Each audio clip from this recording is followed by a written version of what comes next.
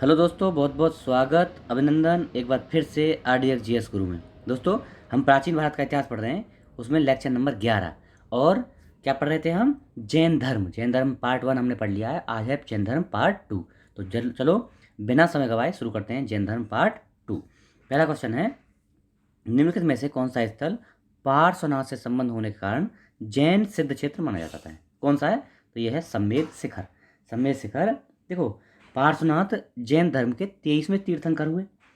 उनका जन्म जो है 850 ईसा पूर्व में हुआ था। कहाँ? वाराणसी में। और इनको जो है सम्मेद शिखर पर कैवल्य प्राप्त हुआ था। इसीलिए इनको जो है, इनके लिए ये सम्मेद शिखर फेमस है। ठीक है, सी ऑप्शन हो जाएगा। अगला, निम्नलिखित में से कौन सा आरंभिक जैन साहित्य का भाग नहीं था? इनमें से कौन सा नहीं था? तो ऑप्शन, यस, बिल्कुल राइट है, थेरी गाथा। ए देखो, थेरी गाथा क्या है? बौद्ध साहित्य है, जैन साहित्य नहीं है। और ये आचारांग सूत्र, सूत्र कृतांग, बृहत्कल्प सूत्र, ये सब जैन साहित्य है। तो ए ऑप्शन हो जाएगा। ओके। अगला, जैन संप्रदाय में प्रथम विभाजन के समय श्वेतांबर संप्रदाय के संस्थापक कौन थे? श्वेतांबर, अब देखो आपको याद रखना पड़ेगा, सौ से श्वेतांबर, सा से स्थूल शुरू होता है। तो स्थूल रखना, सौ से श्वेतांबर शुरू होता है ना, और सौ से ही, आधे सौ से ही शुरू होता है स्थूल। तो इसलिए ऐसे करके याद रखना, द से दिगंबर और भा से भद्रबाहु।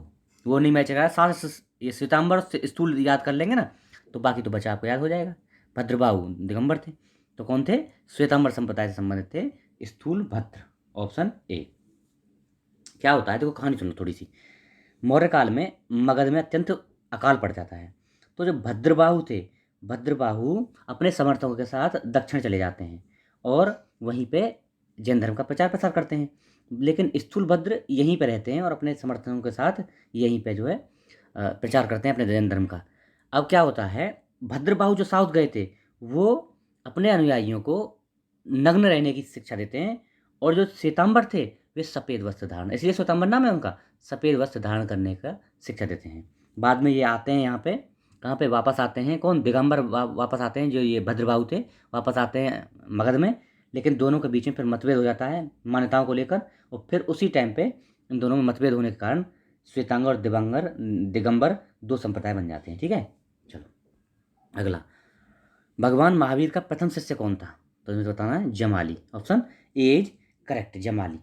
जमाली क्या थे? ये भगवान महावीर के जो है दामाद थे। इनकी पुत्री थी प्रियदर्शन, उसका ही पति थे जमाली, वही सबसे पहले शिष्य थे। ठीक है, ये ऑप्शन। अगला, जैन सभा में अंतिम रूप से श्वेतांबर आगम का संपादन हुआ किसमें? तो कहाँ की जैन सभा थी जिसमें श्वेतांबर आगम का संप्रदाय, मतलब देखो, ये पूछा है कौन सी सभा थी जिसमें श्वेतांबर और दिगंबर दो पार्ट हुए? तो ये थी पाटलिपुत्र में हुई। पाटलिपुत्र में हुई प्रथम जैन सभा, जिसमें श्वेतांबर और दिगंबर संप्रदाय का बंटवारा हुआ था। ठीक है, डी। अगला, निम्न कथनों पर आपको विचार करना है। अब इनमें से बताना कौन सा सही है। तो देखो, वर्धमान महावीर की माता लिच्छवी के मुख्य चेटक की पुत्री थी। मैंने कल ही बताया था, पुत्री नहीं थी, चेटक की बहन थी। तो पहला हो गया गलत, बहन थी ये। गौतम बुद्ध की माता कोलिय राजवंश की राजकुमारी थी, ये बात सही है, ये बिल्कुल राइट है, दूसरी सही है। 23वें तीर्थंकर पार्श्वनाथ बनारस से थे, ये सही है, बिल्कुल राइट है ये भी। तो कौन सा हो गया? 2 और 3 हो गया। ऑप्शन सी इज करेक्ट, 2 और 3 है ना। कौन सा हो गया? ऑप्शन सी, 2 3 गलत हैं। प्राचीन जैन धर्म के संबंध में निम्नलिखित कथनों में से कौन सा एक सही है? इनमें से कौन सा सही है आपको बताना है। तो देखो, स्थूलबद्ध के नेतृत्व में दक्षिण में भारत में जैन धर्म का प्रचार हुआ नहीं, भद्रबाहु का हुआ था। पाटलिपुत्र में हुई परिषद के पश्चात जो जैन धर्म के लोग भद्रबाहु के नेतृत्व में रहे, वे श्वेतांबर कहलाए नहीं। भद्रबाहु दिगंबर और स्थूलभद्र श्वेतांबर। प्रथम शतक ईसा पूर्व में जैन धर्म को कलिंग राजा खारवेल का समर्थन मिला, ये राइट है। कलिंग राजा खारवेल ने पहली ईसा पूर्व में जैन धर्म को संरक्षण दिया था, अपना समर्थन दिया था। सी ऑप्शन सही है। चलो अगला देखते हैं। और देख लो, डी ऑप्शन क्या बोलता है? बौद्धों के विपरीत जैन धर्म की प्रारंभिक अवस्था में जैन धर्म के लोग चित्रों का पूजन करते थे। नहीं, ऐसा नहीं था, ये भी गलत है। सी ऑप्शन ही होगा सही है ना। अगला, कर्म को विनिष्ट करने का सुनिश्चित मार्ग तपश्चर्या है। इनमें से आपको सही बताना है, ना दिए गए कूट के प्रयोग से सही उत्तर चुनना है। ठीक है, तो पहला बोलता है विनिष्ट कर्म को विनिष्ट करने का सुनिश्चित मार्ग तपश्चर्या है। पहला सही है या गलत है, आपको बताना है। अच्छा, दूसरा क्या है? दूसरा है प्रत्येक वस्तु में चाहे वह मतलब प्रत्येक वस्तु में, चाहे वह सूक्ष्मतम कण क्यों हो ना हो, आत्मा होती है। ये सही है? बताओ आप लोग, थोड़ा बहुत आप भी वो भी पार्टिसिपेट किया करो। तो ये पहला भी सही है, दूसरा भी सही है।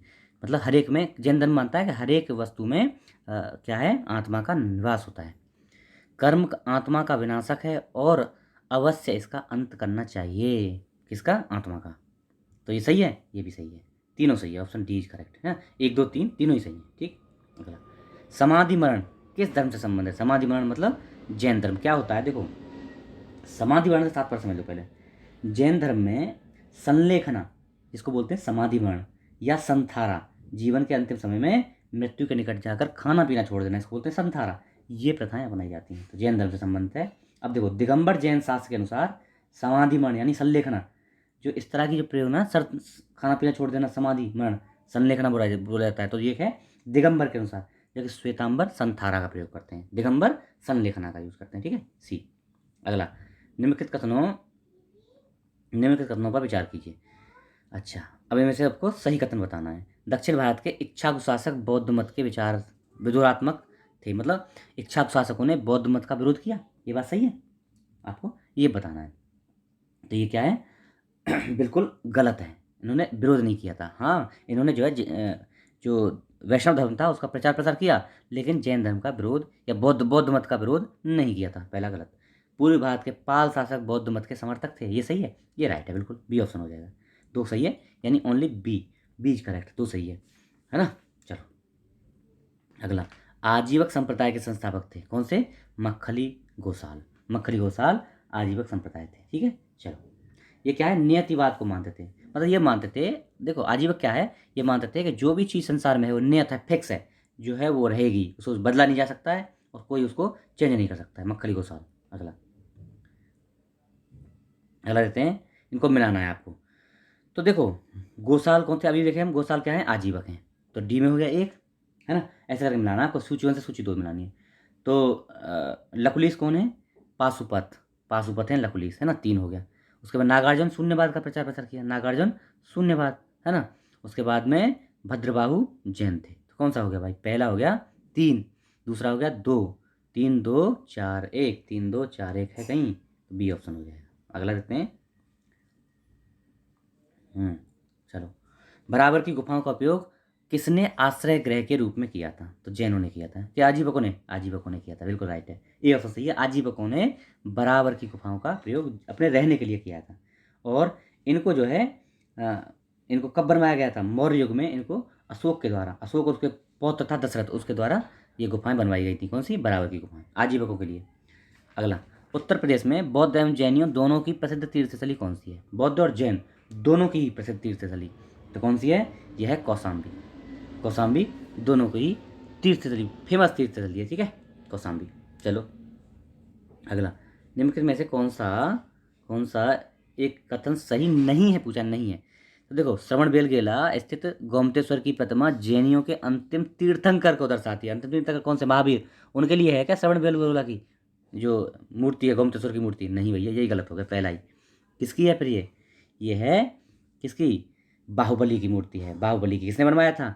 चामुंडराय मंत्री था। किसका? रचमल्ल, गंग शासक रचमल्ल था, उसका एक वो था मंत्री, चामुंडराय, उसने बनवाई थी ये श्रवणबेलगोला की मूर्ति। और ये किससे संबंधित है? बाहुबली से। ठीक है, ये कौन थे? ऋषभदेव के पुत्र थे। पहला ही ऑप्शन गलत हो जाएगा।